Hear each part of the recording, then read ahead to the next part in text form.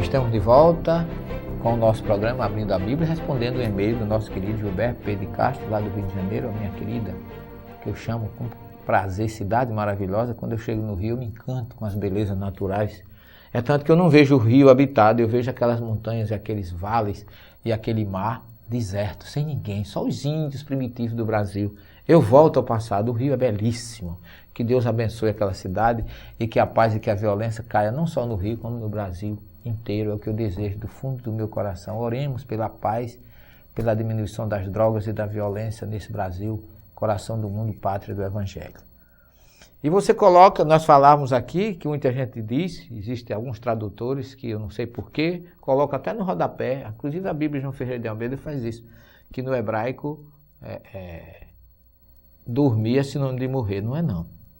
Existe o verbo yashen, que é dormir, e existe o verbo, existe o substantivo met, que é morto, morrer, amut, morrer, met, morto.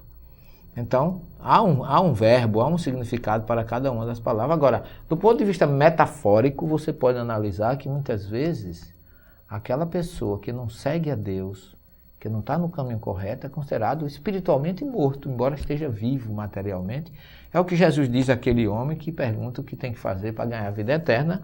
E ele diz, pergunta a Jesus, o que é que está escrito na Torá? E ele responde, ama a Deus sobre todo o seu coração, de todas as tuas obras, de todo da tua mente e ao próximo como a ti mesmo.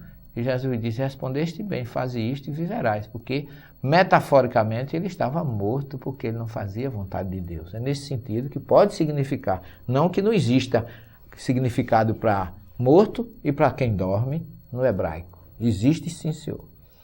Os espíritas dizem que Cristo, após a ressurreição, se apresentou às pessoas em corpo perispiritual.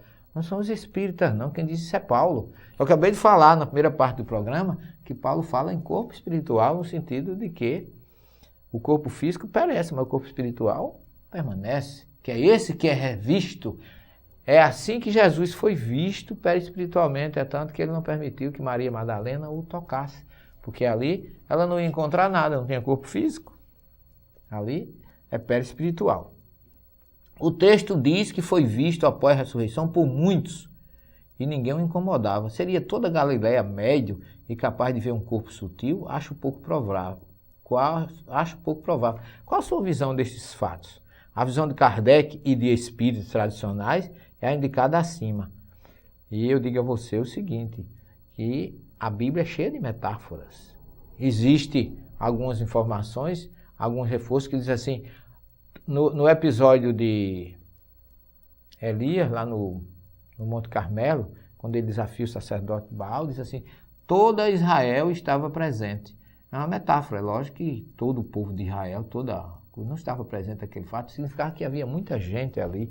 Quando você diz assim, seria toda Galileia médio? Não. Médio só aqueles que o viram.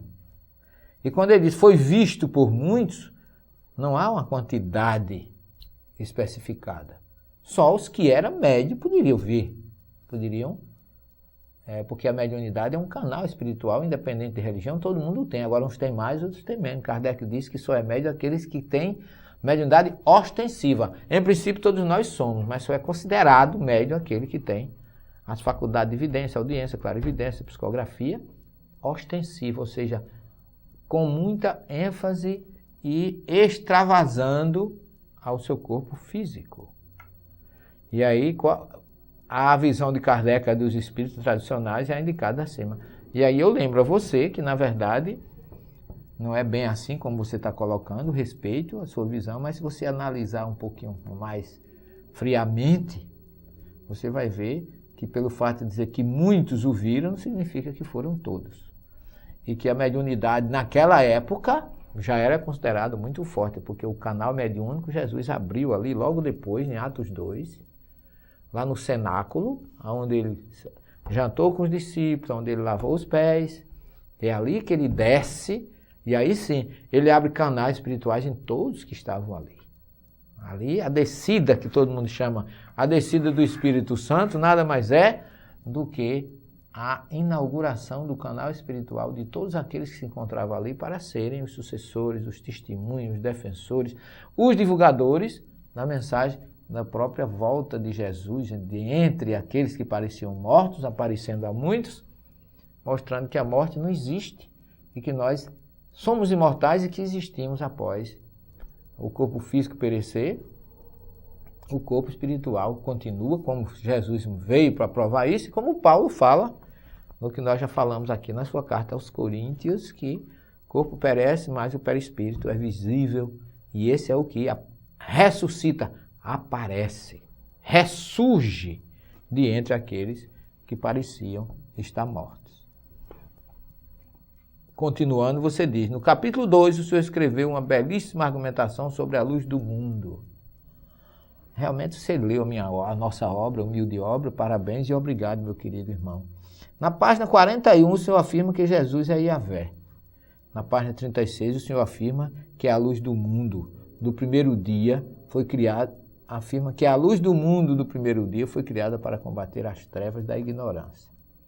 Na página 35, o senhor afirma que Jesus é o grande dirigente de todo o processo. Inicia o mesmo desde a criação. Aí você coloca do mundo, aí é que entra a importância da tradução, meu querido, porque não é a criação do mundo, é a criação do planeta Terra. Todo mundo traduz como mundo. Jesus é o responsável pelo planeta Terra. Lê a obra A Caminho da Luz, de Emmanuel, que ele começa a dar uma ideia que o planeta Terra girava ainda desorganizado quando ele é por um grupo de espíritos colocado em sua órbita, e é neste momento que Jesus assume a direção, porque ele diz em João 17,5, Pai, chegou a minha hora. Glorifica teu filho como tu glorificaste quando eu me encontrava contigo antes da criação dos céus e da terra. Céus e terra é o nosso planeta. Mundo é todo o universo. Quem criou todo o universo foi Deus. Mas quem assumiu a direção do planeta Terra foi Jesus, como ele fala em João 17,5. Então ele está dizendo aqui, considerando essa afirmação, eu posso afirmar que Jesus foi criado perfeito? Claro que não. Jesus evoluiu em outros planetas. A casa do meu pai tem muitas moradas. Já evoluído, ele assume a direção do planeta Terra e com muito carinho a nossa proteção. Por isso que ele mandou Abraão, Isaac, Jacó, os profetas, ele mesmo veio e depois ele mandou a terceira revelação como roteiro espiritual para cada um de nós, porque ele disse que não é da vontade de Deus que se perca nenhuma das ovelhas que o Pai me confiou, como está em Mateus 18. Versículo 14. Mas não saia daí que o assunto não terminou. Nós vamos continuar ainda na terceira e última parte do nosso programa. Até já. 1 minuto só.